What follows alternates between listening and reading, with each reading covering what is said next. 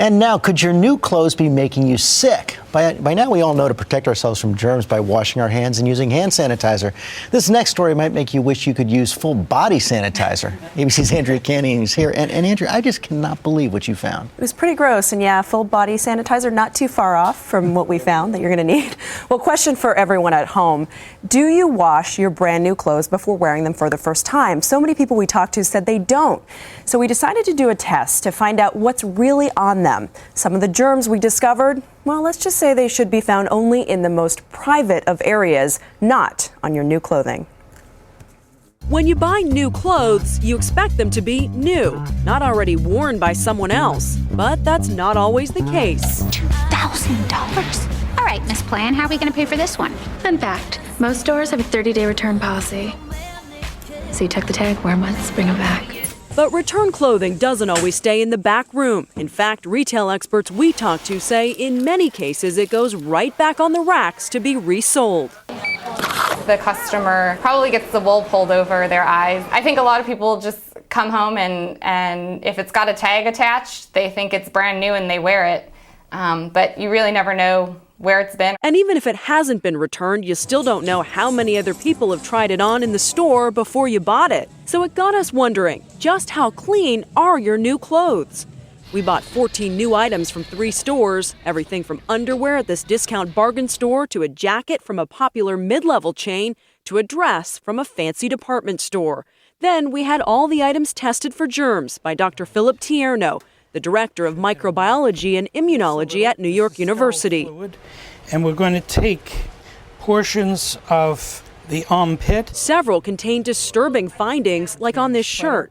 We found representation of respiratory secretions, skin flora, and some fecal flora.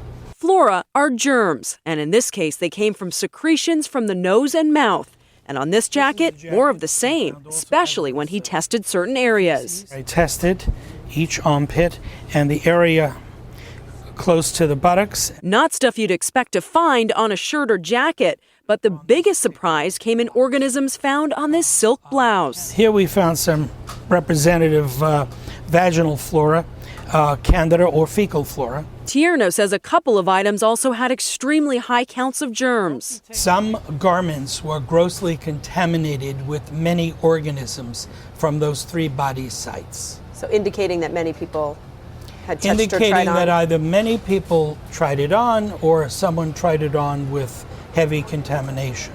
In a sense, you are touching somebody's armpit or groin, so you want to be protected. You may not come down with anything. In most cases, you don't. But it's potentially possible. Tierno says organisms can survive weeks, even months. And while all the experts we spoke to say even though yeast was found, it's highly unlikely you would actually catch an infection, but it is still possible. And with all the bacteria discovered, viruses could also be passed along. And you can also transmit things like the norovirus, the stomach flu virus, MRSA.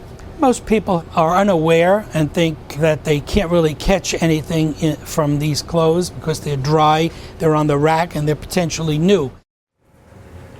To protect yourself from bacteria, Dr. Tierno recommends washing your clothes first or just running them through one cycle in the hot dryer, or you can do what I did today.